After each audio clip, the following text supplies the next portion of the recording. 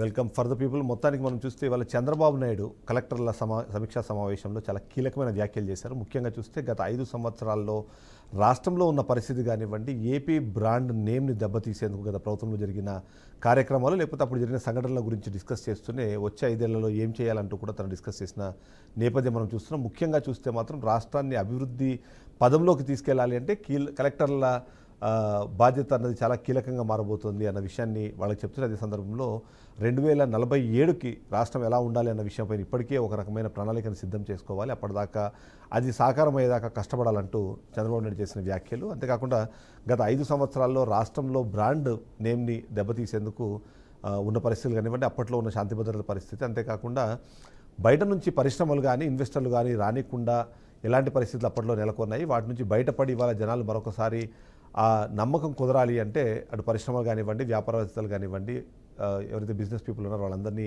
ఎట్లా వాళ్ళని సమాయత్తం చేయాలన్న విషయంపైన కూడా మాట్లాడారు. అంతేకాకుండా తను గతంలో ఉన్న పరిస్థితి కాకుండా భిన్నంగా వ్యవహరించబోతున్నానంటూ కూడా కొన్ని హింట్ ఇచ్చే ప్రయత్నం చేశారు. దాన్ని బట్టి చూస్తే మాత్రం చంద్రబాబు నాయుడు ఇవాళ చేసిన వ్యాఖ్యల ద్వారా వచ్చే 5 ఏళ్లలో రాష్ట్రాన్ని ఎలా పరుగులు పెట్టించాలి, అభివృద్ధి పదంలో ఎలా తీసుకెళ్లాలనే విషయంపైన ఒక క్లారిటీకి వచ్చినట్టుగా అనిపిస్తుంది.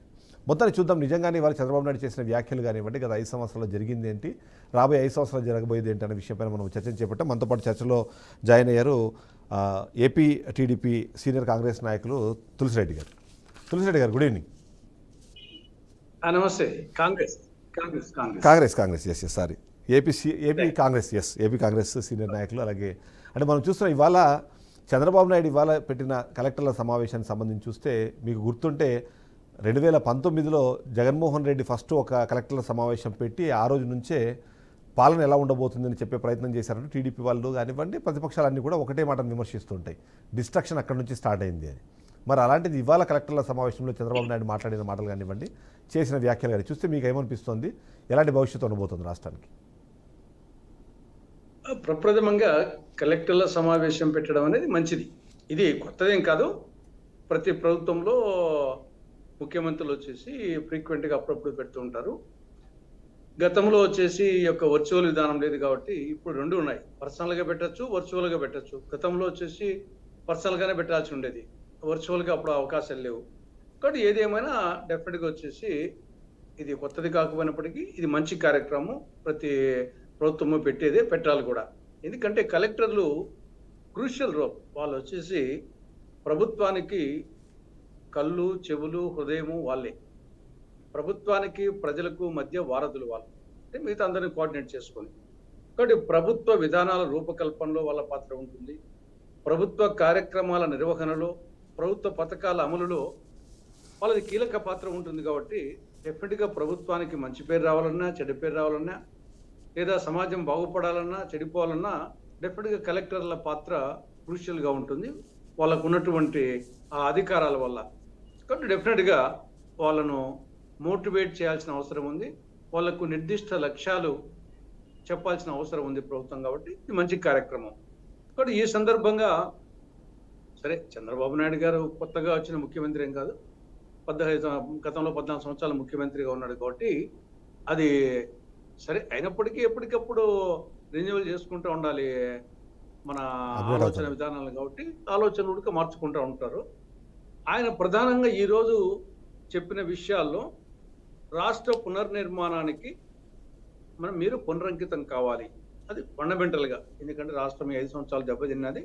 మళ్ళీ రాష్ట్ర పునర్నిర్మాణానికి మీరు పునరంకితం కావాలి. రెండవది, విధుల్లో నిర్లక్ష్యం వహిస్తే అధికారులను వెంటనే తప్పిస్తా, అది ఒక హెచ్చరిక. మూడవది, 2047 నాటికి లక్ష్యం అనేది అది చెప్పాడు కానీ అది హాస్యాస్పదంగా ఉంటుంది. సరే, ఈవెన్ మోడీ గారు కూడా 2047కు వికసిత భారత్ అని, ఇవన్నీ మనము అధికారం ఇచ్చింది 2029 వరకు. కాబట్టి 2029 వరకు ఈ లక్ష్యం అంటే అది బాగుంటుంది. కానీ 2047 వరకు అదే ప్రధాన లక్ష్యం అయినట్టు ఒక చూచాగా చెప్పొచ్చు. కానీ అదే అయినట్టుగా చెప్పడం అనేది అది నా పెద్దగా రుచించలేదు. ఇంకా పేదరిక నిర్మూలన డెఫినెట్గా ఏ ప్రభుత్వాలైనా అంతిమ లక్ష్యం అదే. తర్వాత ఫిర్యాదులు ఎక్కువగా వస్తున్నాయి. ఆ ఎక్కువ వచ్చే ఫిర్యాదుల్లో ఈ యొక్క భూ సమస్యలు ఎక్కువ వస్తున్నాయి అనేది ఒకటి చెప్పాడు. ఉచిత ఇసుక విధానం అనేది కొంత సిన్సియర్గా అమలు చేయాలా. మనం ఉచిత ఇసుక విధానం అయినప్పటికీ ప్రాక్టికల్గా కొంచెం ఇబ్బందులు ఉన్నాయి, దాన్ని సరి చేయాలని చెప్పడం అది ప్రాక్టికల్గా నిజమేది. ఉమ్, తర్వాత ఈ గతంలో జరిగిన ఇసుక అక్రమాలపై సిఐడి విచారణ జరిపించి శిక్షిస్తామనేది అది ఇంకొక ఇండికేషన్.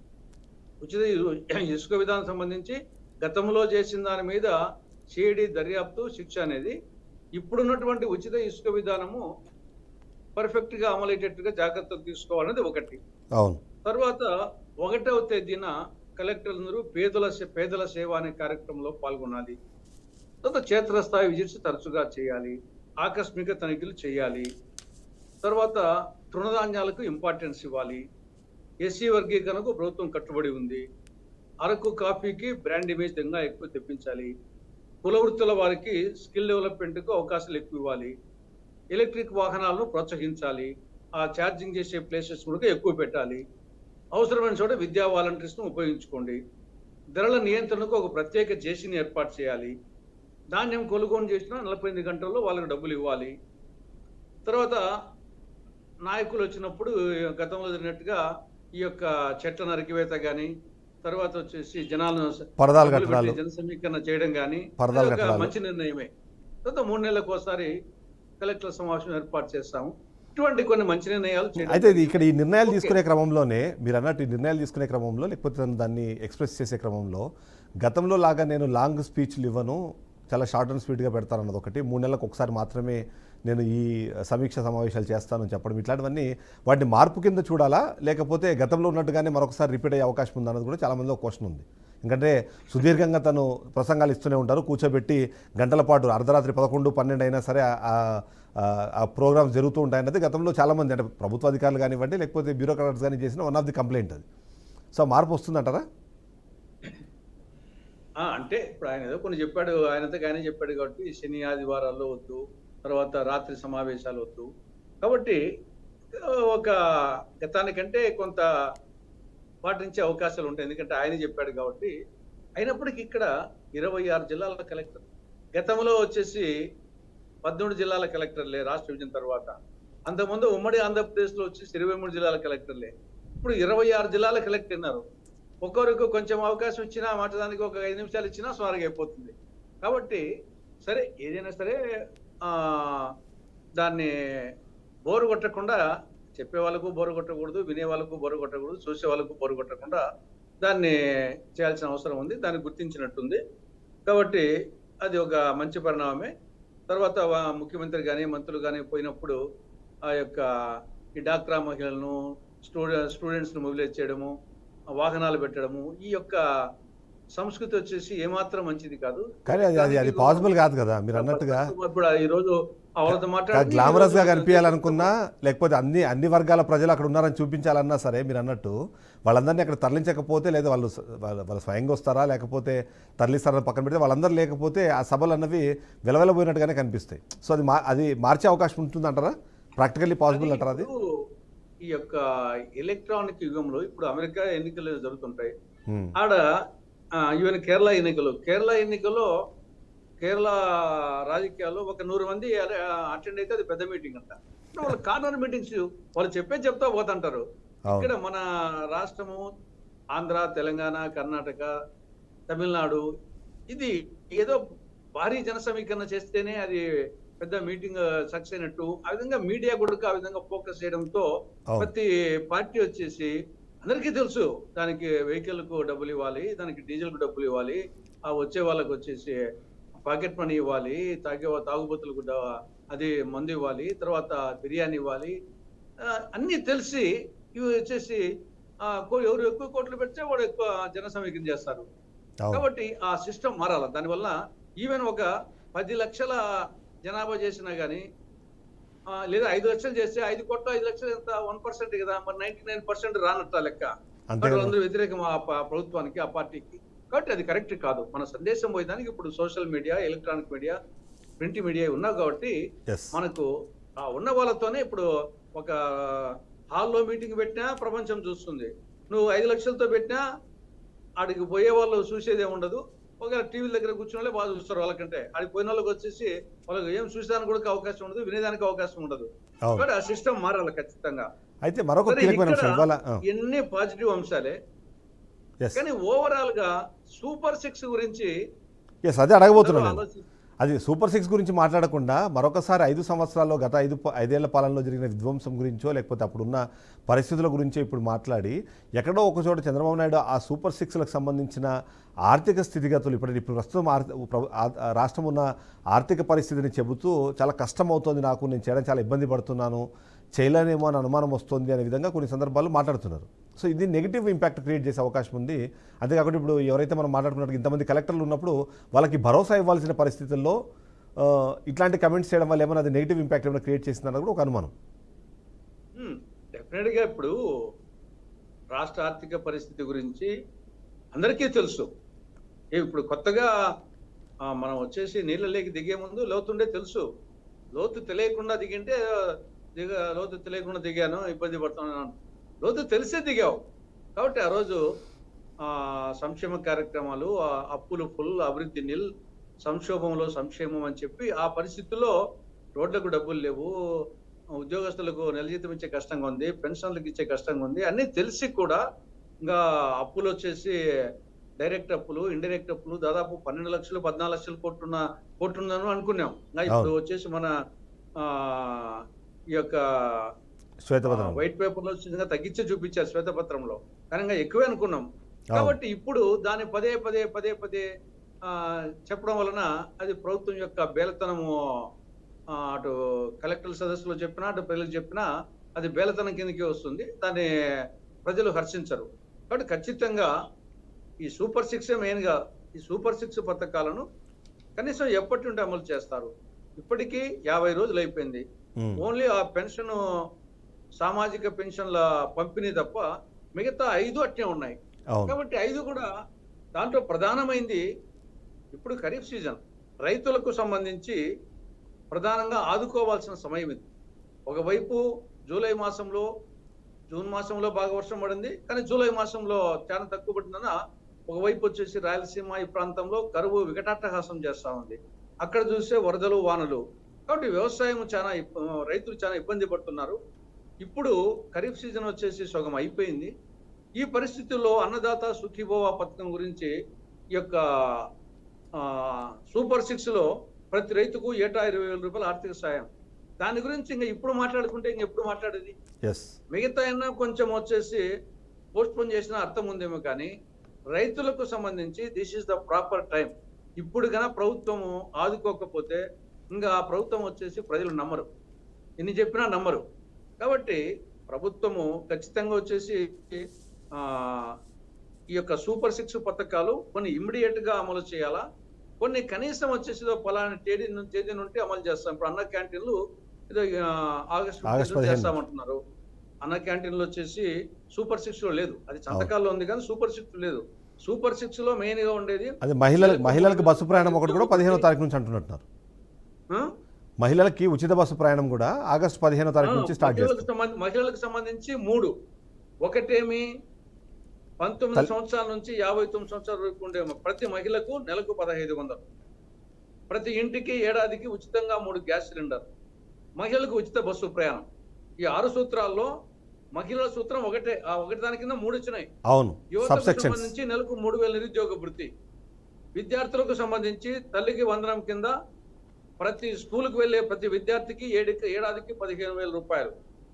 తర్వాత వచ్చేసి బీసీ, ఎస్సీ, ఎస్టీ, ముస్లిం మైనారిటీలకు 50 ఏళ్లకే పెన్షన్. కాబట్టి ఇవన్నీ అటు యువతకు, ఇటు విద్యార్థులకు, ఇటు రైతుకు, ఇటు మహిళలకు, ఇటు బీసీ, ఎస్సీ, ఎస్టీ, ముస్లిం మైనారిటీలకు ఇచ్చిన ఆ 5 హామీలు వచ్చేసి ఇంతవరకు అమలు కాలేదు. ఓన్లీ సామాజిక పెన్షన్ల పథకం మాత్రమే అమలు అవుతుంది. మిగతాన్ని అట్నే ఉన్నాయి. ఎప్పటికైనా అమలు చేస్తారు, కనీసం సూచాయగానే చెప్పాల్సిన అవసరం ఉంది. కాబట్టి దాని గురించి ఈ కలెక్టర్ సదస్సులో మాట్లాడినట్టే లేదు. కాబట్టి ఒకవైపు వచ్చేసి మంచి కార్యక్రమము, దాన్ని అభినందిస్తూనే, కానీ సూపర్ సిక్స్ గురించి క్లారిటీ రాలేదు అనిపిస్తుంది. అవును, అంటే మరొక కీలకమైన అంశం గత ప్రభుత్వ సమయంలో ఒక కీలకమైన అంశము శాంతి భద్రతలకు సంబంధించింది. ఇప్పటికే వైసీపీ ఒక ఆరోపణ చేస్తుంది రెడ్ బుక్ పాలన మొదలైందా ఏంటి అన్న విషయం ఒకటి. అదే సందర్భంలో 36 మంది ఎవరైతే అంటే ఆల్రెడీ చనిపోయారని చెప్పేసి వీళ్ళు ఢిల్లీకి వెళ్ళి ధర్నా చేశారు, ఆ పేర్లు ఇస్తే వాళ్ళ మీద చర్యలు తీసుకోవడానికి మనం ముందుకు వెళ్దాం అనే విషయం కూడా కలెక్టర్ల సదస్సులో మాట్లాడడం అనేది మనం చూసాం. సో ఇప్పుడు ఆ కలెక్టర్ల సదస్సులో ఈ ఇష్యూ గురించి డిస్కస్ చేయడం అన్నది సమంజసమా కాదన్నది ఒక పాయింట్ అయితే, అంటే అక్కడ అవసరం కనిపిస్తోంది అన్నది ఒకటి ఇంకో క్వశ్చన్.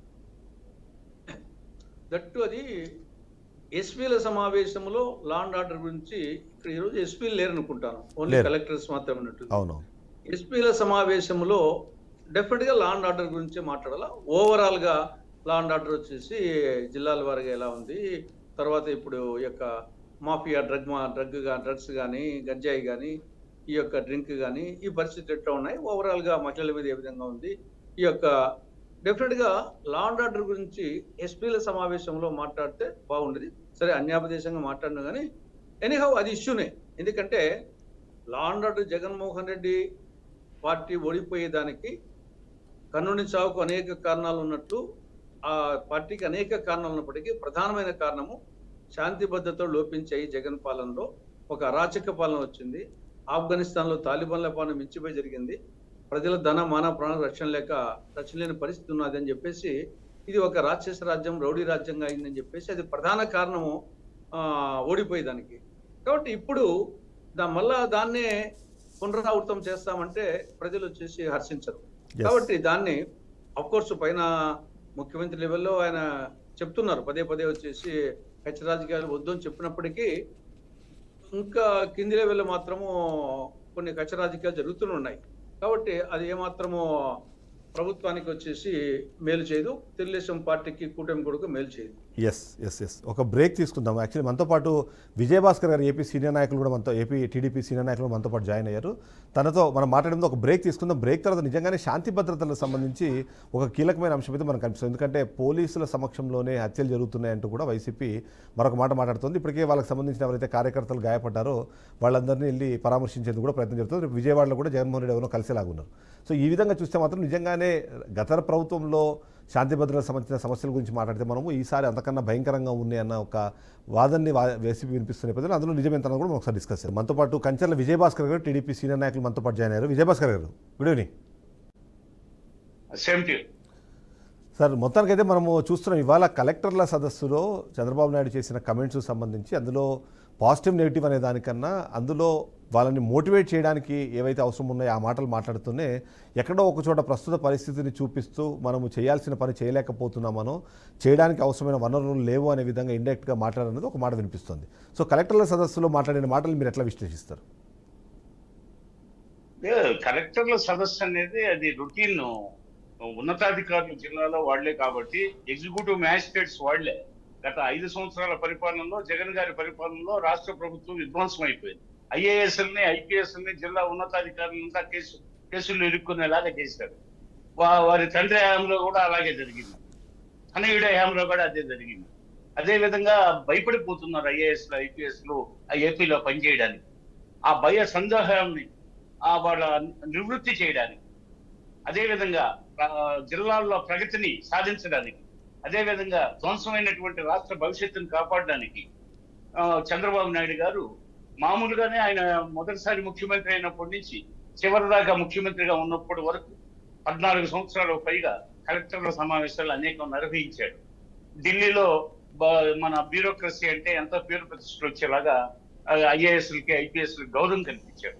అదేవిధంగా ఈ రోజు గత 5 సంవత్సరాల్లో ఏం జరిగింది కాబట్టి విధ్వంసం జరిగింది కాబట్టి ఆ విధ్వంసం మీద ఆ శిథిలాల మీద ఆ శిథిలాలనే పునాదులుగా చేసుకొని ఆ శిథిలాల మీదనే వసంతాన్ని తీసుకురావాలనే దృక్పథంతో చంద్రబాబు నాయుడు గారు ఈరోజు కలెక్టర్ల సమీక్షా సమావేశం నిర్వహించారు. కాబట్టి కలెక్టర్లు చేయాల్సిన పనులు మీరు ఎగ్జిక్యూటివ్ మ్యాజిస్ట్రేట్లు ఉన్నతాధికారులు ఉన్నాయి. అదేవిధంగా గతాన్ని దృష్టిలో పెట్టుకొని కొంచెం స్పెషల్ ఎఫెక్ట్ తో పనిచేయాలి మీరు అని చెప్పేసి వాళ్ళకి హితబోధ చేయడానికి ఈ సమీక్షా సమావేశం నిర్వహించాడు. అంతేగాని ఎలాంటి నిరాశ నిస్పృహలు లేవు, అదే విధంగా ఇంకా వేరే కారణాలు ఏం లేవు. ఇది రొటీన్. అంటే రొటీన్ కానీ బట్ ఈ ప్రభుత్వం ఏర్పడిన తర్వాత మొదటిసారి జరుగుతున్న సమావేశం కాబట్టి ఎంతో కొంత ఏం మాట్లాడుతున్నారు ఇప్పుడు. ఎందుకంటే టీడీపీ ప్రతి సందర్భంలో చెప్పేది 2019లో జగన్మోహన్ రెడ్డి అధికారంలోకి వచ్చిన తర్వాత మొదటిసారి కలెక్టర్ల సమావేశం చేసి ఆ ప్రజావేదిక కూల్చేయమని చెప్పి ఆ డిస్ట్రక్షన్ అలా స్టార్ట్ అయిందని మీరు ఎప్పుడు ఒక వాదన వినిపిస్తుంటారు లేదా విమర్శ చేస్తూ ఉంటారు. సో ఇప్పుడు మాట్లాడేదాన్ని బట్టి ఈ ప్రభుత్వం ఎలా ముందుకెళ్తుంది అన్నది కూడా ప్రజలు బేరీజ్ వేసుకోవడానికి వెయిట్ చేశారు ఈ సమావేశం కోసం. సో ఆ సందర్భంలో మొదటిది గత ప్రభుత్వంలో జరిగిన తప్పులు లేకపోతే దాని కారణంగా మనము ఇప్పుడు చేయాలనుకున్నాం చేయలేకపోతున్నామని మాట్లాడడం కానివ్వండి, ఏపీ బ్రాండ్ నేమ్ అన్నది దెబ్బతినింది, దాన్ని మళ్ళీ తీసుకొచ్చే క్రమంలో మనం తీసుకోవాల్సిన జాగ్రత్తల గురించి చెప్పడం వరకు ఓకే. కానీ బట్ ఇప్పుడు మనం ఇంతకుముందు విశ్లేషించినట్టుగా ఏంటంటే తను చేస్తాను అని చెప్పిన మాటలు సూపర్ 6కి సంబంధించిన విషయాలపైన అసలు అంటే ఎలా మనం ముందుకు వెళ్ళబోతున్నాం అన్నది చెప్పకపోవడం అన్నది కూడా ఇలాంటి కొన్ని ఫాల్ట్స్ కనిపిస్తున్నాయి. దాన్ని ఎలా చూడాలంటారు? లేదు సూపర్ 6 అంటే ఇప్పుడు దాదాపు చాలా వరకు ఇప్పటికే ప్రకటన అయిపోయింది. కొన్ని అమల్లోకి వచ్చేసి త్వరలో ఇప్పుడు లేడీస్ కి బస్సుల్లో ఉచిత ప్రయాణం కూడా త్వరలో అమల్లోకి రాబోతుంది. మిగతా రాష్ట్రాల్లో, పొరుగు రాష్ట్రాల్లో, కర్ణాటకలో, అదేవిధంగా తెలంగాణలో ఏ విధంగా అమలు జరుగుతుంది ఒకసారి సమీక్షించి, అంటే మన ఇంట్లో పనులు అయితే మనకి మన ఇష్టం వచ్చినట్టు చేసుకోవచ్చు. ఇది ప్రజా భాగస్వామ్యం కలిగినటువంటి ప్రజా ప్రభుత్వం కాబట్టి అన్నిటిని జాగ్రత్తగా పకడ్బందీగా లెక్కలు వేసుకోవాలా, సమీక్షించుకోవాలా. ఆ తర్వాత మనం అనుకున్నటువంటి పథకాన్ని పకడ్బందీగా అమలు చేయాలి. కాబట్టి ఇంకా 1-6 పథకాలు అమలు చేయాల్సినవి ఉంటే అవన్నీ అతి త్వరలో ప్రారంభం కాబోతున్నాయి. అంతేగాని సూపర్ 6 ప్రస్తావించలేదని చెప్పేసి ఆయన అది వాటిని పక్కన నెట్టినట్టు కాదు. ఎన్నుకుందే 2 మాసాలు కూడా కాలేదు, 5 సంవత్సరాల పీరియడ్కి ఎన్నుకున్నారు. కానీ మొన్న మడకశిరలో ఒక ప్రోగ్రాం జరిగినప్పుడు ఆ మడకశిర ప్రోగ్రాంలో తను చెప్పే ప్రయత్నం ఏంటంటే మనం చేసే ప్రయత్నం చేస్తున్నాము, మంచి చేద్దాం అనుకుంటున్నాం, కానీ బట్ ప్రస్తుతం ఆర్థిక పరిస్థితి చూస్తుంటే సూపర్ 6లు చేయడం చాలా కష్టం అనిపిస్తుంది నాకు అనే మాట ఒకటి ఆ రోజు పబ్లిక్ మీటింగ్లో మాట్లాడడం అన్నది. ఇవాళ దీని గురించి మాట్లాడకపోవడం అన్నది. సో ఇట్లాంటివి కొన్ని చూసినప్పుడు ఎక్కడో ఒక చోట, ఎందుకంటే అందరూ ఆశగా ఎదురు చూస్తుంది వాటికి సంబంధించే. అవును, తప్పకుండా అవన్నీ అమలు చేస్తానని అనేసారి చెప్పుకున్నాడు. కాకుంటే ఇప్పుడు ఒక్కసారిగా నేను మళ్ళీ తిరిగి అధికారంలోకి వచ్చిన తర్వాత ఈ రాష్ట్ర ప్రభుత్వ అన్ని శాఖలను సమీక్షిస్తుంటే భయం వేస్తా ఉంది. ఎంతగా విధ్వంసం చేశారు వాళ్ళు, ఎంతగా పోడ్చలేని నష్టం జరిగింది. కాబట్టి అసలు భయం వేస్తుంది. ఏదైనా కార్యక్రమం అమలు చేయాలంటే పూర్తిగా ఆర్థిక పరిస్థితులకు గండి పోతే పూర్తిగా రాష్ట్ర ప్రభుత్వం ఆర్థికంగా తీవ్రంగా ఊబిలో కూరుకుపోయింది. మరి ఈ పథకాలను అమలు చేయాలంటే ఒక అనుభవజ్ఞుడైన పాలకుడుగా నాకే భయంగా ఉందని చెప్పేసి ఆయన భయాన్ని వ్యక్తం చేశాడు. వాళ్ళు ఏ విధంగా రాష్ట్రాన్ని నాశనం చేసింది, రాష్ట్ర వినాశనానికి తోడ్పడింది ప్రజల్ని తెలియజేయడానికి ఆ మాట అన్నాడే కానీ అమలు చేయలేక కాదు. ఆయన సంక్షోభంలోనే ఏ విధంగా సమస్య పరిష్కారం ఎన్నుకోవాలో చంద్రబాబు నాయుడు గారికి బాగా తెలిసిన లోకానికి తెలుసు. కాకుంటే ఆయన అన్నది జస్ట్ ఎంతవరకు అంటే వాళ్ళు కల్పించినటువంటి వాతావరణం ఇలా ఉందని నలుగురికి చెప్పడానికి మాత్రమే కానీ భయపడి కాదు, అమలు చేయలేదు. రైట్ తులసిరెడ్డి గారు, ఇవాళ మనం అంటే మరొక కీలకమైన అంశం ఏదైతే ఇప్పుడు మనం మాట్లాడుకున్నట్టుగా శాంతి భద్రతలకు సంబంధించిన సిచ్యువేషన్ గురించి మాట్లాడే క్రమంలో గత 2 నెలల నుంచి లేదా ఎన్నికలు అయిపోయిన నెక్స్ట్ డే నుంచి జరిగిన విధ్వంసాలు లేదా జరుగుతున్న కార్యక్రమాలు ఆ సంఘటనలు అయితే మీరు చూస్తూ వస్తున్నారు. నేనైతే కర్నూలు జిల్లాలో ఎస్పీకి ఫోన్ చేసిన తర్వాత పోలీసుల సమక్షంలోనే ఒక హత్య జరిగింది అన్నది ఒకటి వాదన వినిపిస్తున్నారు. గతంలో కూడా మనం చూసాం ఏలూరు దగ్గర ఎక్కడో సేమ్ ఇట్లనే పోలీసులు ఉండగానే అతను కత్తితో పొడిచి దాడి చేసిన సిచ్యువేషన్. అంటే ఆ శాంతి భద్రతల సమస్య గురించి మీరు మాట్లాడుతూ అదే తరహా పాలన అందిస్తున్నారన్న ఒక ప్రశ్నని సామాన్యులు అందరూ మాట్లాడుతుంటే, అదే సందర్భంలో మా ప్రభుత్వంలో బాగుంది, ఇప్పుడు రెడ్ బుక్ పాలన అనే ఒక ఫ్యాన్సీ వర్డ్ ఏదైతే తీసుకొచ్చారో దానికి అసలు యాక్చువల్ రీజన్ ఎవరికి, అసలు మీనింగ్ ఎవరికి తెలియదు, కానీ బట్ రెడ్ బుక్ పాలన అనేది అనేది వీళ్ళు తీసుకొస్తున్నారు. సో ఆ రెడ్ బుక్ పాలన జరుగుతుందని అనుమానం వ్యక్తం చేసేలాగా వైసీపీ మాట్లాడుతున్న నేపథ్యంలో ఎలా ఉందంటారు సిచ్యువేషన్, ఏంటి పరిస్థితి? అప్పుడేమో టీడీపీ వాళ్ళు వచ్చేసి రాజారెడ్డి రాజ్యాంగం అని వాళ్ళు అన్నారు. ఇప్పుడు రెడ్ బుక్ రాజ్యాంగం అని వీళ్ళు అంటున్నారు. అంబేద్కర్ రాజ్యాంగం అప్పుడు లేదు, ఇప్పుడు లేదు. అప్పుడు రాజారెడ్డి రాజ్యాంగం, ఇప్పుడు రెడ్ బుక్ రాజ్యాంగం అని. సరే, ఏది ఏమైనా లా అండ్ ఆర్డర్ వచ్చేసి ఏ ప్రభుత్వానికైనా ఒకటి అభివృద్ధి, సంక్షేమము, మౌలిక సదుపాయాలు, శాంతి భద్రతలు కాపాడము, ఈ 4 వచ్చేసి ప్రభుత్వం చేయాల్సిన పనులు.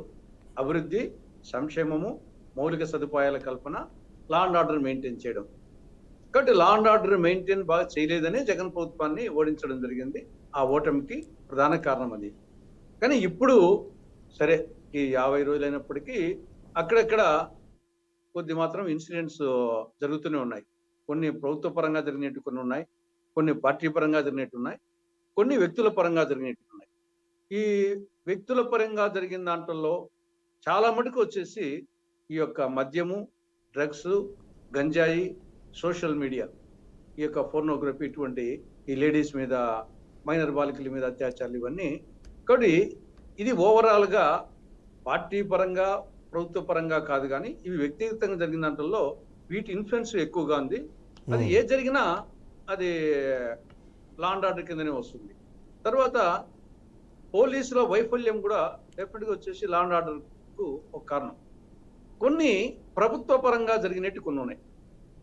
సరే, తర్వాత వచ్చేసి కోర్టు ఆర్డర్ వలన తగ్గిపోయినాయి గానీ, వైకాపా రాష్ట్ర కార్యాలయాన్ని అది వచ్చేసి అధికారంకి వచ్చిన కొద్ది రోజులకే తెల్లవారుజామున ఆ జేసీలు పెట్టి కూల్చడం అనేది, అది వాళ్ళకు వచ్చేసి పర్మిషన్స్ ఉన్నాయా లేదా డిఫరెంట్ ఇష్యూ.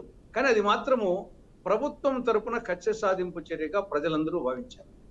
దాని తర్వాత వచ్చేసి మిగతా జిల్లా ఆఫీసుల మీద కోర్టు పోయినా తెచ్చుకున్నారు కాబట్టి ఆగిపోయినాయి. అది వ్యక్తుల పరంగా కాదు, ప్రభుత్వ పరంగా జరిగినటువంటి వాళ్ళు వచ్చేసి ప్రజావేదికను కూల్చి పాలన ప్రారంభించారని వాళ్ళనన్నాము. ఈ ప్రభుత్వం వచ్చిన కొద్ది రోజులకి వచ్చేసి వైకాపా కేంద్ర కార్యాన్ని కూల్చి వీళ్ళు పాలన మొదలుపెట్టారనే చెడ్డ పేరు మాత్రం వచ్చింది. తర్వాత అది సమసిపోయింది అనుకోండి మిగతా అందరితో. రెండవది వచ్చేసి కొన్ని చోట్ల ఇప్పుడు పొంగనూరు విషయమే వచ్చేసి రామచంద్రారెడ్డి గారు కానీ వాళ్ళు గతంలో అనేక అరాచకాలు చేసింది వాస్తవమే. తర్వాత చట్టపరంగా యాక్షన్ తీసుకోవాలా. కానీ అదే సమయంలో ఆయన ఎంపీ అక్కడ పొంగనూరులో వచ్చేసి ఒక మాజీ ఎంపీ ఇంటిలోకి పోతే దానికి టీడీపీ వాళ్ళు వచ్చేసి పేరు ఏదో వచ్చేసి మేము వచ్చేసి ఏదో ఆ రిజర్వాయర్ డబ్బుల కోసం అని ఇవన్నీ వచ్చేసి ఆరోపణలు చేసి అది పైకి సాకులే తప్ప అవును దాని ఇంటి మీద దాడి చేయడం ఏంది అంటే అది కరెక్ట్. ఏ విధంగా రేపు అతను జరగచ్చు, ఎవరికైనా జరగచ్చు. అది పార్టీ పరంగా జరిగింది. అది వచ్చేసి ప్రభుత్వం ఏదో ఇండివిజువల్ గా వచ్చేసి కాదు, ఇది పార్టీ పరంగా అంతమందిని జన సమీకరణ చేయడము, అతనికి వస్తారని తెలిసినప్పుడు జన సమీకరణ అయ్యేటప్పుడు మరి పోలీసులకు తెలియదా జన సమీకరణ చేసేది? కాబట్టి జన సమీకరణకి రావాల్సిన అవసరమూ లేదు. తర్వాత వచ్చేసి లేదన్నా వాళ్ళకి నష్టం ఉంటే ప్రభుత్వాన్ని అడగాల. తర్వాత వచ్చేసి పోలీసులు వచ్చేసి అక్కడ వైఫల్యం ఏమన్నా ఉండాలా, పక్షపాతం అయి ఉండాలా. కాబట్టి అట్లా కొన్ని జరిగినాయి. ఇంకా మిగతా అనేక ఇష్యూస్ వచ్చేసి ఈపూరి పాలన సంఘటన కానీ, తర్వాత వినుగొండ, నంద్యాల ముచ్చుమరి, ఇవన్నీ వ్యక్తిగతం. ఇవన్నీ వచ్చేసి వినుగొండది జగన్మోహన్ రెడ్డి ఢిల్లీకి పోయి Vinukonda overall law and order మీద చెప్పొచ్చు కానీ వినుగొండది వచ్చేసి ఆయన అది ఒక ఇద్దరు వ్యక్తుల మధ్య జరిగింది. అది 36 మంది చంపేసిన 36 మంది లిస్టు చెప్పండి మాకు అని వీళ్ళు ప్రతి సందర్భంలో మాట్లాడుతున్నారు. 36 మందిని చంపేశారు అన్నది ఒక మాట మాట్లాడినందుకు 36 మంది లిస్ట్ ఇవ్వండి అని ప్రతి సందర్భంలో మన అసెంబ్లీలో కూడా అడిగారు. ఇవాళ కలెక్టర్ సమావేశంలో కూడా అదే ప్రశ్న. అది బహుశా అది వచ్చేసి జనరల్ గా వాళ్ళు కొంత ఎగ్జాజరేట్ చేశారు కానీ ఓవరాల్ లా అండ్ ఆర్డర్ వచ్చేసి బాగలేదని చెప్పొచ్చు. కానీ వాళ్ళు స్పెసిఫిక్ గా చెప్పినప్పుడు మరి ఇవ్వాలి కదా. వాళ్ళు వచ్చేసి స్పెసిఫిక్ గా 36 మంది 36 సంఘటనలు అనబోయి 36 మర్డర్లు అన్నారు. ఇవ్వాలి కదా. ఆడ వచ్చేసి ఏదో మా ఊరికి టికెట్ అన్నట్టుగా చెప్పారు. అది వచ్చేసి ఇప్పుడు దాన్ని అడుగుతుంటే ఇబ్బంది పడుతున్నారు. సరే, ఏది ఏమైనా ఫిగర్స్ ఏమైనా కానీ కొంత లా అండ్ ఆర్డర్ కొంత ప్రభుత్వం వచ్చేసి జాగ్రత్త తీసుకోవాల్సిన అవసరం. విజయభాస్కర్ గారు, ఇక్కడ ఎందుకంటే రెడ్ బుక్ పాలన అనే మాట ఎందుకు వస్తుంది అన్న విషయం ఒకవేళ చూస్తే మొన్న 55 మంది డిఎస్పీలని మొత్తం మారిస్తే అందులో అంటే సరే అంటే ఇక్కడ ఒక సామాజిక వర్గానికి సంబంధించిన ఒక్కరికి కూడా ఇవ్వలేదన్న పాయింట్ ఒకటైతే, మరొకటి గత ప్రభుత్వంలో పనిచేసిన వాళ్ళ ఎక్కువ మందిని ఇవాళ రిజర్వ్లో పెట్టడము లేకపోతే అప్రాధాన్య పోస్టులకు పంపించడం అన్న దానికి కూడా ఇవాళ రెడ్ బుక్ పాలన భాగంగానే వైసీపీ చూపించే ప్రయత్నం చేస్తుంది. మీరు గతంలోనేమో అధికారుల మీద ఇట్లాంటి వివక్ష కొనసాగుతుంది లేకపోతే ఇట్లాంటి ఒక కక్ష సాధింపు జరుగుతుందని మీరు మాట్లాడారు. కానీ మీ ప్రభుత్వం వచ్చిన తర్వాత చేస్తుంది కూడా అదే కదా అన్నది మరొక ప్రశ్న ప్రజల నుంచి వినిపిస్తుంది. ఏమంటారు మీరు? అంటే ఇప్పుడు రెడ్ బుక్ లో నమోదు చేసుకుంది ఎవరిని? చట్ట వ్యతిరేకంగా, రాజ్యాంగ వ్యతిరేకంగా, సర్వీస్ రూల్స్ కి వ్యతిరేకంగా పనిచేసే అధికారుల్ని రెడ్ బుక్ లో నోట్ చేసుకుంటామని ఒక ప్రాథమిక హెచ్చరిక. ఇకనైనా జాగ్రత్తగా ఉండండి అయ్యా, ప్రభుత్వాలు మారుతుంటాయి, వస్తుంటాయి, మీకు చాలా సర్వీస్ ఉంది, జాగ్రత్తగా చేసుకోండి, ప్రమోషన్లు పొందండి, మీ భార్యాబిడ్డలతో సుఖశాంతులతో ఉండండి అని చెప్పడానికే రెడ్ బుక్ లో నమోదు చేసుకోవడం జరిగింది. వారి మీద వివక్ష గాని కక్ష గాని ఏం లేదు. కక్షలు కార్పణ్యాలకు అతీతంగా పాలన సాగించే ఉద్దేశంతోనే ఈ ప్రభుత్వం పాలన మొదలుపెట్టింది. అదేవిధంగా చంద్రబాబు నాయుడు గారి గత పాలనా చరిత్ర తీసుకున్న 14 సంవత్సరాలు ఎక్కడ కక్షలకి కార్పణ్యాలకి ఈ హింసాత్మక రాజకీయాలకి తావు లేకుండా ఆయన పరిపాలించాడు అనేది జగమెరిగిన సత్యం. ఈ నేపథ్యంలో అధికారుల మీద ఎలాంటి వివక్ష లేదు. ఒక వర్గం అంటే ఒక కులాన్ని దూరంగా పెట్టారనే అర్థంలో మీరు మాట్లాడుతున్నారు. కాదండి, ఇప్పుడు చాలా మంది మీ లోకానికి తెలుసు అధికారులు చేసిన పనులు, ఆ ఏ అధికారులు ఏ రకాలుగా ఏ వర్గాలు ఏ రకాలుగా వ్యవహరించిన తీరు అంతా లోకానికి తెలుసు. కాబట్టి ప్రజలు విసిగి వేసారి ఊహించని విధంగా మెజార్టీతో, ఊహించని విధంగా సంఖ్యాబలంతో తెలుగుదేశం దాని మిత్రపక్షాలని ఎన్డీఏ కూటమిని అధికారంలో తెచ్చిన విషయం మరి తెలిసి కూడా ఆయన చాలా మంది అధికారుల్ని మొన్నటిదాకా ఇబ్బంది పెట్టిన అధికారులను కూడా మంచి పోస్టింగ్లు ఇచ్చాడని చెప్పి ఒకవైపు దినపత్రికలు రాస్తా ఉంటే మరి ఈ విధమైన వ్యాఖ్యానం ఏంటి? ఇప్పుడు తెలుగుదేశం విపక్షంగా ఉన్నప్పుడు ఇబ్బంది పెట్టిన అధికారులే తిరిగి చంద్రబాబు మంచి పోస్టింగ్లు ఇచ్చి సత్కరిస్తున్నాడని చెప్పి ఒకవైపు దినపత్రికల్లో చూసాం. మరి ఒకవైపు మీ వ్యాఖ్యానంలో మరి ఈ విధంగా కక్షపూర్తిగా వ్యవహరిస్తున్నారని అనుకుంటున్నారని మీరంటున్నారు. మరి ఏం చెప్పాలి దానికి? పోతే చంద్రబాబు నాయుడు గారికి ఈ పెద్ద ఇలాంటివి ఉండవండి. ఆయన ఏంటంటే మొదటి నుంచి పరిపాలనా దక్షతతో రాష్ట్రాన్ని శరవేగంగా పరుగులు పెట్టించాలా, నవ్యాంధ్ర ఈ తీరరేఖ కలిగినటువంటి ఈ నవ్యాంధ్ర భాగ్యరేఖని మార్చాలనేది చరిత్ర పుటంలో శాశ్వతంగా తెలుగుదేశం పరిపాలన ఉండాలనే నిర్ణయంతో ఆయన పరిపాలన సాగిస్తున్నాడు. కానీ ఈ ఎవరి మీద కక్షలు కార్పణ్యాలతో వ్యవహరిస్తే లా అండ్ ఆర్డర్ ప్రాబ్లం వస్తే ఈ రాష్ట్రానికి పెట్టుబడులు రావనే విషయం ఈ భారతదేశంలో ఎవరికి తెలియనంతగా చంద్రబాబు నాయుడు గారికి తెలుసు. ఏ విధంగా పెట్టుబడులను ఆకర్షించాలా, పరిశ్రమలను రాబట్టాలా, రాష్ట్రాన్ని పరుగులు పెట్టించాలనేది చంద్రబాబు నాయుడు గారి గత పరిపాలన చరిత్ర చూస్తే నలుగురికి అర్థమవుతుంది. కాబట్టి చంద్రబాబు నాయుడు ఎలా చేస్తాడంటే ఎవరు నమ్మే పరిస్థితుల్లో లేరు.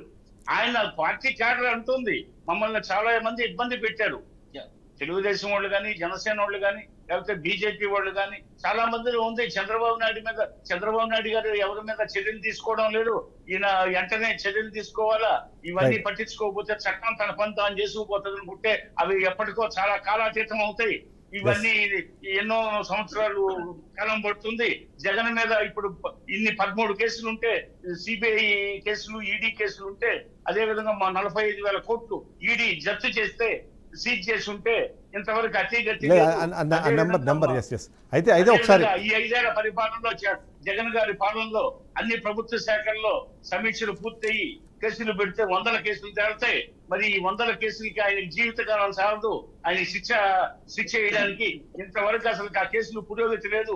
శుక్రవారం కోర్టులకి హాజరు కావాల్సిన జగన్ గారు హాజరు కాకుండా ముఖ్యమంత్రి అయిన సాగు పెట్టి ఆయనకి మినహాయింపు ఇచ్చారు. మరి అయితే ఇప్పుడు రాష్ట్రంలో ఉన్న పరిస్థితుల్లో ఆయన శుక్రవారం హాజరు కాకుండా చూస్తున్నారు. డైలీ బేసిస్ మీద జరగాలని ఆల్రెడీ మొన్న సుప్రీంకోర్టు కూడా దాని డైరెక్షన్ ఇచ్చింది. కాబట్టి కంపల్సరీ డైలీ బేసిస్ మీద అవుతుంది.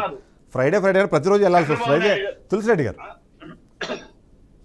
ఇక్కడ ఇదే సేమ్ అంటే కక్షపూరితమో కక్ష సాధింపు చర్య అనే పేరులో భాగంగా ఈ అప్రాధాన్య పోస్టులకి గతంలో ఉన్న ఉన్నతాధికారులను బదిలీ చేయడం కానివ్వండి, ఇప్పుడు 55 మందిని డిఎస్పీలను బదిలీ చేస్తే అందులో ఒక్కరు కూడా అంటే పోస్టింగ్ వచ్చిన వాళ్ళు ఒక్కరు కూడా ఒక సామాజిక వర్గానికి చెందిన వాళ్ళు లేరు, అదే జగన్మోహన్ రెడ్డి సామాజిక వర్గానికి చెందిన వాళ్ళు లేరు అన్నది ఒక విమర్శ వినిపిస్తుంది.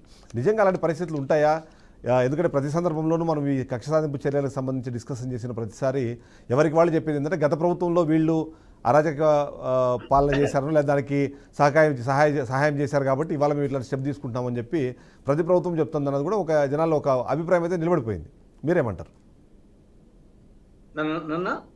తులసిరెడ్డి గారు, ఇప్పుడు నాకు తెలిసి అగ్గిపుల్ల, సబ్బు బిల్ల, కుక్క పిల్ల, కాదేది కవిత కనకం అని ఇది అప్రాధాన్యము, ఇది ప్రాధాన్యం అని చెప్పేసి నేను దాని పెద్ద నమ్మను. మన దగ్గర శక్తి ఉంటే ఇప్పుడు నేను 20 పాయింట్ ప్రోగ్రామ్ చైర్మన్ గా ఉన్నాను. మొత్తం ఆ 20 పాయింట్ ప్రోగ్రామ్ కు ఇయర్లీ బడ్జెట్ వచ్చేసి ఓన్లీ 1 కోటే. ఇయర్లీ బడ్జెట్ 1 కోటే. ఆ 1 కోటితో అద్భుతాలు సృష్టించాం. 3 సంవత్సరాలు కంటిన్యూస్ గా ఆల్ ఇండియా లెవెల్లో ఫస్ట్ వచ్చింది ఆంధ్రప్రదేశ్. కాబట్టి ఇక్కడ ప్రాధాన్యమా అప్రాధాన్యం కాదు, దాన్ని వచ్చేసి పదవి వలన వ్యక్తికి కాదు, వ్యక్తి వలన పదవికి ప్రాముఖ్యత రావాలా. కాబట్టి కొందరు వచ్చేసి చిన్న పోస్టులో ఉండి దానికి అంతవరకు అది అప్రాధాన్యత ఉండేది దానికి ప్రాముఖ్యత తెప్పించారు. కొందరు ప్రాముఖ్యతలో ఉండే దాన్ని వాళ్ళ యొక్క అసమర్థతతో దాన్ని నిర్వీర్యం చేస్తారు.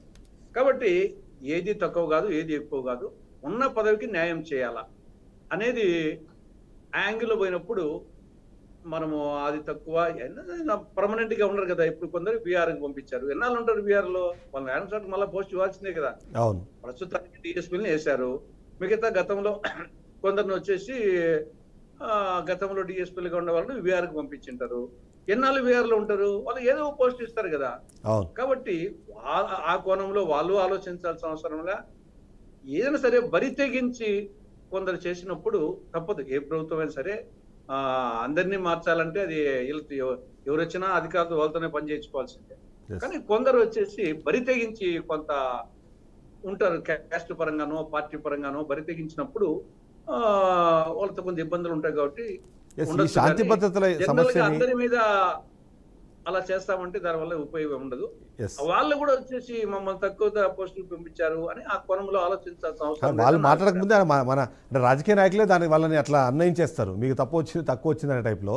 అయితే ఈ సందర్భంలో ఈ శాంతి భద్రతల సమస్యని సాకుగా చూపిస్తూ తన భద్రతను ఒక నిమిషం తన భద్రతను కుదించడం పట్ల కూడా హైకోర్టుకు వెళ్ళిన పరిస్థితి జగన్మోహన్ రెడ్డి అనిపిస్తుంది మనకి. ఎందుకంటే ఇప్పుడు మొన్న ఇచ్చిన వెహికల్ అన్నది అది కూడా సేమ్ అట్లే సరిగ్గా పనిచేయని ఒక బుల్లెట్ ప్రూఫ్ వాహనాన్ని ఇచ్చారు. ఒకవేళ దాంట్లో ఏమైనా జరిగితే నాకు నష్టం జరుగుతున్న విధంగా, లేకపోతే గతంలో ఏదైతే ఉండిందో సేమ్ అదే తరహా భద్రతా చర్యల్ని చేపట్టాలని చెప్పి హైకోర్టుకి ఇవాళ జగన్మోహన్ రెడ్డి పరిస్థితి. సో దాన్ని ఎలా చూడాలంటే ప్రభుత్వము ఇదొకటి ప్రసారం. నవీన్ పట్నాయక్ ఎన్నాళ్ళు ముఖ్యమంత్రిగా ఉన్నారు, 25 ఏళ్ళు ముఖ్యమంత్రిగా ఉన్నారు. ఆయన ఎప్పుడైనా ఆయన భద్రత వచ్చేసి నాట్ ఓన్లీ నవీన్ పట్నాయక్, దేశంలో అనేక రాష్ట్రాల్లో ఈవెన్ రాజస్థాన్ కానీ ఆడ మమతా బెనర్జీ కానీ ఈవెన్ కేరళ సీఎం కానీ వాళ్ళకు వెరీ సింపుల్ గా ఉంటారు. వచ్చేసేసి మనం ఒక ఎమ్మెల్యేకి ఉన్న భద్రతే వాళ్ళకు ఉండేది యాక్చువల్ గా. కాబట్టి ఎంతమందికి వచ్చి వాళ్ళకేం ప్రాణాలు కాదా, తర్వాత వాళ్ళకేమి హోదాలు లేవా? కాబట్టి ఇది ఒక మన రాష్ట్రాల్లోనే కొంత ఈ ఓవర్ అయిపోయింది. ఎక్కువ ఈ ఒక ఎమ్మెల్యే అయితేనే అధికారం అయితేనే పైన ఊడిపోన్నాడు. నీకు ఇంకా ముఖ్యమంత్రులు ఎమ్మెల్యేలకు మీకే ఆ విధంగా ఉంటే ఇంకా ప్రజలకు ఎవరు భద్రత కల్పిస్తారు? కాబట్టి మనము చస్తాం పోతాం, ఏమి మనకైనా ప్రాణాలు, ముఖ్యమంత్రి ప్రాణం ఎంతో ఒక సామాన్యుడి ప్రాణం ఎంతే. నీకేమో వచ్చేసి Z+ కేటగిరీ కావాలా, ఇంకా అడిషనల్ కావాలా, బుల్లెట్ ప్రూఫ్ కావాలా, వేరే వచ్చేసి ప్రాణాలు కదా. ఇప్పుడు వచ్చేసి నేనే ఉన్నాను, నేను పులింద నియోజకవర్గంలో వేంపల్లి ఉంటాను. నేనేమో వచ్చేసి ప్రభుత్వ విధానం మీద రోజు విమర్శించున్నాను. నేను వచ్చేసి గతంలో రాజ్యసభ మెంబర్ ఉన్నాను, జడ్పించున్నాను, 20 పాయింట్ ప్రోగ్రామ్ క్యాబినెట్ ర్యాంక్ ఉన్నాను. నేను ఇప్పటికీ నాకు వచ్చేసి నాకు బందోబస్తు ఇస్తానే వద్దంట, నేను వచ్చేసి గన్మెన్ ఇస్తానే వద్దంట. అరే మనమే గన్మెన్లు పెట్టుకుంటే మనం ఏం సందేశం ఇస్తాం వచ్చేసి? కాబట్టి అది నాయకుడు అనేవాడు వచ్చేసి భయపడుతున్నారు అనే ఒక భావాన్ని ప్రజల్లో తీసుకెళ్తే నిర్భీతిగా ప్రజల్లోకి పోలేని ముఖ్యమంత్రి ఏం ముఖ్యమంత్రి, ఏం నాయకుడు? నీ నియోజకవర్గ ప్రజల్లోకి కూడా 3000 మంది పోలీసుల మధ్యలో పరదాల చాటున బ్యారికేడ్ల మధ్య పోయేదానికి పదవి ఉంటేనేమి లేకుంటేనేమి ఎందుకు వచ్చేసానికి? కాబట్టి ప్రజలు ఇచ్చినది ప్రజల కోసమే ఉపయోగించుకునేటప్పుడు అది ఈయన ఒక్కడైనా ముఖ్యమంత్రి, ఎంతమంది ముఖ్యమంత్రి కాలేదు. నవీన్ పట్నాయక్ బెస్ట్ ఎగ్జాంపుల్ వచ్చేసి అని ఎంత సింపుల్ గా ఉంటాడు వచ్చేసి. ఐ థింక్ పారేకర్ అనుకుంటారు, సైకిల్ మీద తిరిగేవాళ్ళు. గోవా మాజీ ముఖ్యమంత్రి అయితే సైకిల్ మీద తిరిగారు. కరెక్ట్. మరి వాళ్ళ ముఖ్యమంత్రులు కదా, వాళ్ళకి ప్రాణాలు కదా, నేను వాళ్ళేమో అమృతం తాగినారా, వాళ్ళకన్నా కౌచకుండాలు ఉన్నాయా? అలాంటి శరీరం కదా వాళ్ళ గుడిక. కాబట్టి ఇది పద్ధతి వచ్చేసి అది పిరికితనం కిందకి వస్తుంది. విజయ్ కుమార్ గారు, ఇవాళ అంటే మొత్తం మీద మాట్లాడే క్రమంలో కలెక్టర్లకు సంబంధించి మాట్లాడిన కీలకమైన అంశం ఏదైతే ఈ భూ వివాదాలకు సంబంధించి, లేకపోతే గతంలో ఈ భూ హక్కు చట్టం పేరు మీద జరిగిన కొన్ని కార్యక్రమాలు కానివ్వండి, ఆ పాస్ పుస్తకాల మీద వేసుకున్నవి కానివ్వండి, ఆ హద్దురాల మీద వేసుకున్న ఫోటోలు, బొమ్మలు, పేర్లు, ఇవన్నిటి మీద కూడా ఇవాళ మాట్లాడారు. అది మేబీ చాలా యూస్ఫుల్, కలెక్టర్ల సమావేశంలో మాట్లాడాల్సి ఒక యూస్ఫుల్ పాయింట్. సో ఇవాళ రాష్ట్రంలో ఉన్న పరిస్థితి కలెక్టర్లకి అర్థమయ్యేలాగా దాన్ని చెప్పడం ద్వారా ఈ ఒక మంచి పరిణామాన్ని తీసుకొచ్చారన్నది అయితే అనిపిస్తుంది. మీరేమంటారు? ఖచ్చితంగా మీరు చెప్పినట్టు ఇప్పుడు రెవెన్యూ వ్యవస్థ అనేది అనాదిగా అది వేల సంవత్సరాల నుంచి మధ్యయుగాల రాజుల కాలం నుంచి మనకి చరిత్ర చూడడం వల్ల revenue minister, the great revenue minister in Akbar cabinet, the great emperor of Mughal సామ్రాజ్య చోడరమల్లు. అదేవిధంగా ఎంతో మంది రెవెన్యూ మినిస్టర్లు మనం చూసాం మధ్యయుగాల నాడు. ఆ రెవెన్యూ వ్యవస్థ అనేది చాలా సున్నితమైంది, చాలా జాగ్రత్తగా డీల్ చేయాల. ఇప్పుడు ఆయన సర్వేరాళ్ళకే ఆయన బొమ్మల కోసం, ఆయన పేరు కోసం 700 కోట్ల రూపాయల బడ్జెట్ కేటాయించాడని చూస్తున్నాం వార్తల్లో. అదేవిధంగా 70 లక్షల సర్వే రాళ్ళంట, ఆ గ్రానైట్ రాళ్ళు. ఇప్పుడు వాటన్నిటిని తొలగించాలన్నా, ఒక సైడ్ వాటిని కొవ్వగా పెట్టాలన్నా కూడా ఎంతో ఖర్చు అవుతుందని చెప్పేసి అధికారులు ప్రతిపాదించారు. అదేవిధంగా పాస్ పుస్తకాల మీద ఆయన ఫోటోలు రాజముద్రతో మేము ఈ విధంగా పాత పద్ధతుల్లో రాజముద్రతో తిరిగి మేము మీకు భరోసా ఇస్తూ మీ భూములు భద్రత కల్పించేలాగా మేము చర్యలు తీసుకుంటాం. అదేవిధంగా QR కోడ్ స్కాన్ చేస్తే మీ రూట్ మ్యాప్ కూడా, మీ పొలానికి రూట్ మ్యాప్ కూడా మీరు ఐడెంటిఫై చేసే విధంగా బ్రహ్మాండమైన పద్ధతిలో, ఆధునిక పద్ధతిలో పాస్బుక్ వ్యవస్థని తిరిగి మేము పునరుద్ధరించబోతున్నాం ఆధునిక టెక్నాలజీతో అని రాష్ట్ర ప్రభుత్వం భరోసాగా ఇవ్వడం జరిగింది. అదేవిధంగా మీరు దీంతో పాటుగా నేను ఇంకొక విషయం చెప్పదలుచుకున్నాను. లక్ష్య సాధింపు అనేది చంద్రబాబు నాయుడు గారికి లేదనే దానికి ఇంకొక పాయింట్ చెప్తున్నాను.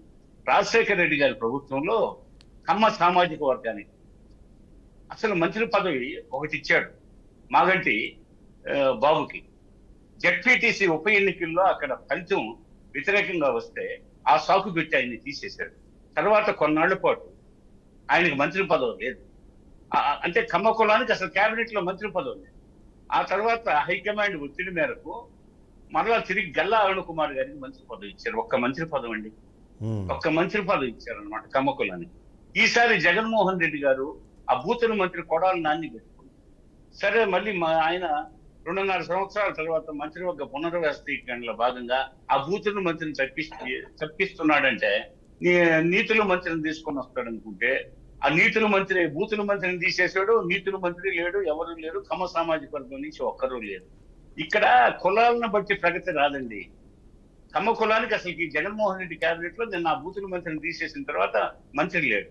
అదే విధంగా మాగంటి బాబును ఉప ఎన్నిక సాగుతో, జడ్పీ ఉప ఎన్నిక సాగుతో తీసేసిన తర్వాత కమ్మ కులానికి మంత్రి పదవి లేదు. అదే తర్వాత గల్లా అరుణ్ కుమార్ గారికి ఇచ్చారు, ఒక్కరే ఉన్నది. ఈసారి జగన్మోహన్ రెడ్డి చివరి 2.5 సంవత్సరాల అధికారాంతంలో అసలు కమ్మ కులానికి మంత్రి పదవి లేదు. దాన్ని మేమేమి హైలైట్ చేయలేదు, అసలు కమ్మ కులానికి మంత్రి పదవి ఇవ్వలేదు అంతే. అసలుకి ఇప్పుడు చంద్రబాబు నాయుడు ఆ విధంగా కక్షి ఉంటే తన గత నవ్యాంధ్ర పాలకుడిగా రాష్ట్ర విభజన తర్వాత చంద్రబాబు ఎంతమందికి ఇచ్చారండి?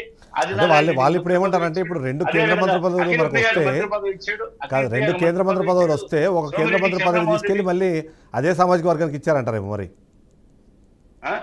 ఏమండి చెప్పండి సార్. అంటే రెండు కేంద్ర మంత్రి పదవులు వస్తే టీడీపీ పార్టీకి, అందులో ఒక పదవి తీసుకెళ్లి మళ్ళీ అదే సామాజిక వర్గానికి ఇచ్చామనే విధంగా కూడా విమర్శలు వినిపించారు. ఒకటి బీసీకి, ఇంకోటి వాళ్ళ సామాజిక వర్గానికి ఇచ్చుకున్నారు, పెమ్మసాని గారికి ఇచ్చిందని. ఏమండి, చంద్రబాబు నాయుడు చాలా భయస్తుడండి, చాలా భయస్తుడు. ఆయన తనని మంచి పాలకుడుగా 10 మంది అనుకోవాలా, తనని నిష్పక్షపాతంగా వ్యవహరించాలా. ఆయన బాగా చదువుకున్నాడండి. చదువుకోవడం అంటే అందరూ చదువుకుంటారు కదా అనొచ్చు, కానీ చదువుకున్న వాళ్ళందరూ అది వంట పట్టించుకునే వాళ్ళు తక్కువ. చదువుకున్న వాళ్ళందరూ, కామరాజు నాయుడుకి చదువు లేదండి, ఛత్రపతి శివాజీకి చదువు లేదండి, పంజాబ్ జననాయకుడు రంజిత్ సింగ్ చదువు లేదండి, China the great leader of China Mao setting కి చదువు లేదండి కదా. కానీ వాళ్ళు అద్భుతమైన పరిపాలన అందించారు. చదువుకి దీనికి సంబంధం లేదు. అట్లాగే చదువుకున్న వాళ్ళు బాగా పరిపాలించిన వాళ్ళు ఉన్నారు, చదువు లేనోళ్ళు బాగా పరిపాలించిన వాళ్ళు. చంద్రబాబు నాయుడు మొదటి నుంచి క్రమశిక్షణకు మారిపోయారు ఆయన. దానికి తోడు ఆయన భయస్థుడు. అందుకని తన పరిపాలన చక్కగా ఉందని 10 మంది అనుకోవాలనే ఉద్దేశంతోనే ఆయన పాలన ఎప్పుడు సాగించాడు. అదే ఆ రీతిలోనే నిన్న మంత్రివర్గంలో ఆయన ఎంతమందికి ఇచ్చారు. అంటే మనం కొద్దిగా డివేట్ అవుతాం ఏమనుకోకండి. కలెక్టర్ల సదస్సు మళ్ళీ వెళ్దాం మనం ఒకసారి. మీరు భూములకు సంబంధించి అడిగారు, భూములకు సంబంధించి ఈ భూములు ఎన్నంటే ఈ రోజు కూడా నా దృష్టికి ఎక్కడో నేను కావాలి నెల్లూరు జిల్లా, ప్రకాశం జిల్లా అద్దంకి ఏరియా నుంచి కొంగపాడు అనే గ్రామంలో వందలాది మంది రైతుని 100 ఎకరాలు వేరే జాబితాలో చేర్చారు. అంటే అసైన్మెంట్ భూముల జాబితాలో, గవర్నమెంట్ భూముల జాబితాలో చేర్చారు. మరి ఏంటి అని చెప్పేసి నాకు అక్కడ బాగా పరిచయస్తులు, నాకు బంధువులు ఉన్నారు అద్దంకి ఏరియాలో. Yes, మా yes. ఆవిడది అద్దంకి. అక్కడి నుంచి ఈ రోజే నాకు ఫోన్ చేశారు చాలా మంది. అక్కడ మంత్రి గారు ఉన్నారు కదా, గుట్టిపాటి రవికుమార్ గారు, ఆయన తెలిసి ఆ వివరాలు అని చెప్పండి, వారు పరిష్కరిస్తారని చెప్పాను. అవును, అంటే ఎక్కడ ఏంటి, నిన్న నేను మా బాబాయ్ చనిపోతే పెద్ద అయితే ఇక్కడ వచ్చే మరొక ప్రశ్న, ఇక్కడ వచ్చే మరొక సమస్య ఏంటంటే సమగ్ర భూ సర్వేకు సంబంధించి గతంలో అదే కార్యక్రమాన్ని వైసీపీ ప్రభుత్వం చేపట్టినప్పుడు మీరు దాని మీద విమర్శలు గుప్పించారు. ఇప్పుడేమో కేంద్ర ప్రభుత్వము సమగ్ర భూ సర్వే చేస్తే కొన్ని తాయిలాలు ప్రకటించగానే మీరు కూడా దాని వైపుగా వెళ్తున్నారు అన్నది కూడా ఒక మాట వినిపిస్తుంది. ఇప్పటికే 70% పూర్తి అయిపోయింది అన్నది వైసీపీ గతంలో చెప్పింది. సో దాన్ని పూర్తి చేస్తారా, మధ్యలో ఆపేస్తారా అన్నది ఒక పాయింట్. రాష్ట్ర ప్రయోజనాల కోసం ఎవరితో కుమ్ముక్కు కావడం అనేది ఉండదు. తెలుగుదేశం చరిత్రలో కుమ్ముక్కు అనేది ఉండదు. రైట్. ఇది ఎన్టీఆర్ గారు స్థాపించిన పార్టీ. ఈ పార్టీ తెలుగువారి ఆత్మగౌరవం కోసం ఏర్పడిన పార్టీ. తెలుగువారి ఆత్మగౌరవం కోసం ఎవరికైనా పట్టే పార్టీ. కాబట్టి కుమ్ముక్కు అనే అంశం తెలుగుదేశం చరిత్రలో పోరాట పట్టమే. తెలుగువారి సత్తా తెలుగుదేశం పార్టీ. విజయభాస్కర్ ఒక సెకండ్. తులసిరెడ్డి గారు, భూ వివాదాలకు సంబంధించి కొంత క్లారిటీ అవసరం ఉంది. ఇప్పుడు ఇక్కడ చుక్కల భూములు ఒకటి, రెండవది అసైన్డ్ భూములు ఒకటి. ఈ చుక్కల భూములు, అసైన్డ్ భూములు వచ్చేసి ఈ యొక్క ప్రొహిబిషన్ లిస్ట్ లో ఉన్నాయి. ఆ ప్రొహిబిషన్ లిస్ట్ లో తీసేసేదానికి గతంలో చంద్రబాబు ప్రభుత్వమే 2 జీవోలు పాస్ చేసింది. ఇది ఒక డేట్ ఫిక్స్ చేసి పలానా సంవత్సరం కంటే ముందుగాన వాళ్ళ అనుభవంలో ఉంటే అవి వాళ్ళ మీదనే చేయొచ్చు అని చెప్పేసి జగన్ ప్రభుత్వం కాదు, చంద్రబాబు ప్రభుత్వమే అసైన్డ్ భూములకు ఒక జీవో ఇచ్చింది, చట్టం కూడా చేసింది, జీవో ఇచ్చింది. ప్లస్ చుక్కల భూములకు కూడా దానికి ఫిక్స్ చేశారు. ఆ డేట్ సంవత్సరం ఉంది. ఆ సంవత్సరానికంటే ముందు నుండి గన వాళ్ళ అనుభవంలో ఉంటే గన అవి వచ్చేసి అది వాళ్ళ మీదనే చేసుకోవచ్చు అని చెప్పేసి ఆ ప్రొహిబిషన్ లిస్ట్ నుండి తీసేయచ్చు అని చెప్పేసి చెప్పడం జరిగింది. కాబట్టి ఈ ప్రకారంగా చాలా మటుకు జరిగినాయి.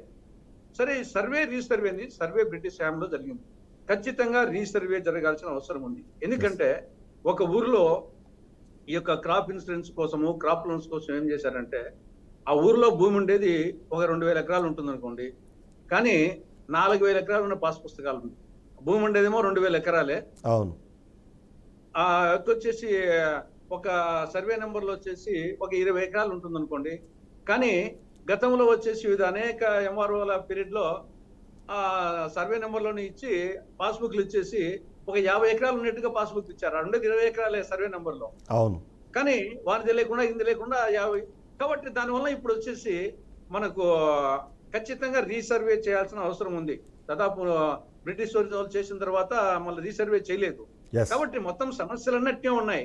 కాబట్టి ఇక్కడ చాలా మంది భూ వివాదాలకు సంబంధించి కొందరు వచ్చేసి వాళ్ళు చంద్రబాబు నాయుడు గారు ఇచ్చిన ఆ జీవోకు ముందు అసైన్డ్ భూములే ఉంటాయి. అసైన్డ్ భూములు అమ్మింటారు, వచ్చేసి అవి కొనుక్కుంటారు. దాన్ని వచ్చేసి దాన్ని రెగ్యులేషన్ చేయొచ్చు అని చెప్పేసి చంద్రబాబు ప్రభుత్వమే జీవో ఇచ్చింది, చట్టం చేసింది. కాబట్టి ఇది ఆ యొక్క పర్టికులర్ సంవత్సరానికి అనేది ఆ నిబంధనలు పాటించకుండా చేసింటే అది అక్రమం అవుతుంది.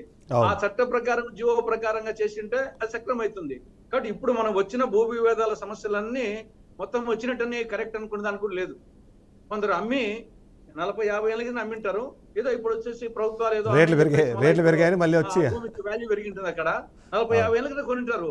ఇప్పుడు మీరు నేను ఇంకోరము వచ్చేసి 40-50 ఏళ్ళ కింద కొనింటే అప్పుడు వచ్చేసి ఆ జీవో ప్రకారం వచ్చేసి చేసుకుంటాం. ఇప్పుడు అక్కడ ల్యాండ్ వాల్యూ వచ్చేసి అప్పుడు 10,000 ఉండేది వచ్చేసి ఇప్పుడు 10 కోట్లు ఉంటుంది.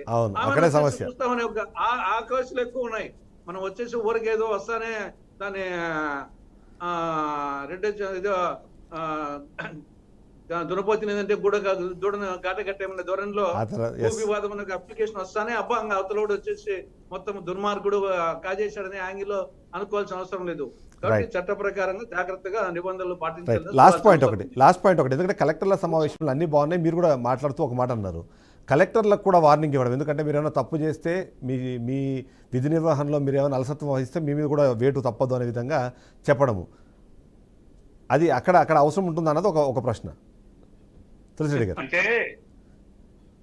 ఇది ఇప్పుడు తులసిరెడ్డి గారు చెప్పిన రెవెన్యూ అంశాలు చాలా వరకు కరెక్టే. ఇది దశాబ్దాల సమస్య, ఇది రావణ కార్యం. ఇది దీన్ని చాలా సున్నితమైన సమస్యని ముందుగా నేను కూడా చెప్పాను. ఇది ఇది చాలా పరిష్కరించాల్సిన అంశాలు చాలా ఉన్నాయి భూములకు సంబంధించి. ఇప్పుడు కాలిన్ మెకంజీ గారు సర్వేయర్ జనరల్ ఆఫ్ ఇండియాగా ఉన్నప్పుడు భారతదేశం అంతా సర్వే చేశారు. కర్నల్ కాలిన్ మెకంజీ గారు భారతదేశం మొత్తం సర్వే చేశారు. ఉదాహరణకి రాయలసీమని మనకి దట్ట మండలాన్ని పిలిచే రోజుల్లో కలెక్టర్ గా మన్రో గారు ఉన్నప్పుడు అక్కడ కొంత సర్వే జరిగింది అక్కడ రాయలసీమ ఏరియా. ఈ విధంగా ప్రాంతీయంగా కొన్ని సర్వేలు అక్కడక్కడ జరిగాయి రాష్ట్రాల్లో కానీ ఇవన్నీ. అయితే ఏంటంటే వీటన్నిటి సమగ్రత తీసుకురావాలంటే అది కేంద్ర ప్రభుత్వం దీనికి ప్రత్యేకమైన దృష్టి పెట్టాలా, పోతే రాష్ట్ర ప్రభుత్వాన్ని సంప్రదించాలా. దీన్ని అదే విధంగా నీతి ఆయోగ్ కేంద్ర ఆల్రెడీ ఏం లేదు, ప్రభుత్వం భూ సర్వే చేయాల్సిందే ఆల్రెడీ అది కన్ఫామ్ గా చెప్పేసి ఇంకా భూ సర్వే చేయాల్సిందే, ఈ భూ రికార్డులన్నీ ప్రక్షాళన జరగాల్సిందే అనేది అయితే క్లియర్ గా చెప్పిన నేపథ్యంలో ప్రభుత్వాలకి వేరే ఆప్షన్ ఏం లేదు. అధికారుల అలసత్వం అది ఒకటి చూడాల్సి వస్తుంది. ఎస్ టైం అయిపోయింది మనకి. ఎస్ అలసత్వం విజయభాస్కర్ ఆఫీసు చుట్టూ తిప్పించుకుంటారు అధికారులు. రైట్ ఎంఆర్ఓ సామాన్య ప్రజలు ఇవన్నీ తెలియదు వాళ్ళకి. రైట్ అధికారులు తిప్పుతూ ఉంటారు, రేపురా ఎల్లుండిరా అని వీళ్ళు తిరుగుతూనే ఉంటారు. అందుకు అంకుశం లాగా మంచి ఎన్లైటెండ్ కార్యకర్తలు పోయి ఆ సమస్యను వాళ్ళ దృష్టికి తెస్తే అప్పుడు ఫైల్ కదలుతుంది. వాళ్ళకి వేస్తున్నారు. గత ప్రభుత్వం 5 ఏళ్లలో సారీ అంటే టైం ఎక్సైడ్ అయిపోయింది.